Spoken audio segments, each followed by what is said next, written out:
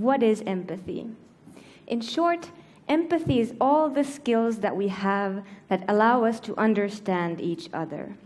It's all the mechanisms that allow us to share our thoughts and share our feelings.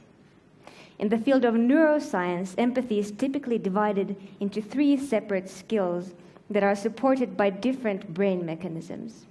We speak about empathy on the level of thoughts, understanding what another person is thinking, putting yourself in another person's shoes or in another person's brain. We speak about empathy on the level of feelings, feeling what another person is feeling another person's emotions as they were your own, and empathy on the level of actions. And that is basically what you do based on this information. If you have the ability to put yourself in another person's shoes and feel what they are feeling, do you do something about it? Do you try to help? So, these 3 things are supported by different brain mechanisms. And empathy on the level of thoughts happens because we have brain mechanisms that make us all mentalists.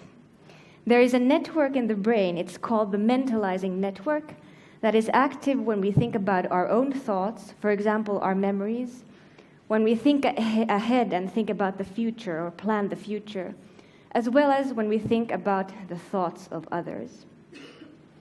On the level of feelings, empathy happens because we have brain mechanisms that make emotions very contagious.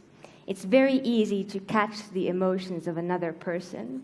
For example, when you show a happy face to a human being, quite often, automatically, the muscles that control the smile on the face become active. So it's very automatic, often unconscious. This is true also for negative feelings. And according to several studies, for example, the experience of pain may be very contagious.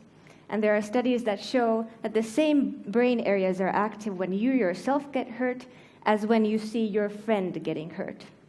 So there are situations where your pain is the same as my pain, when our brains don't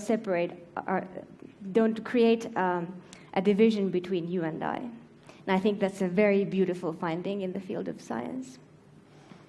Third, empathy on the level of actions happens because we have brain mechanisms that make helping others very rewarding. People like helping others. People enjoy sharing.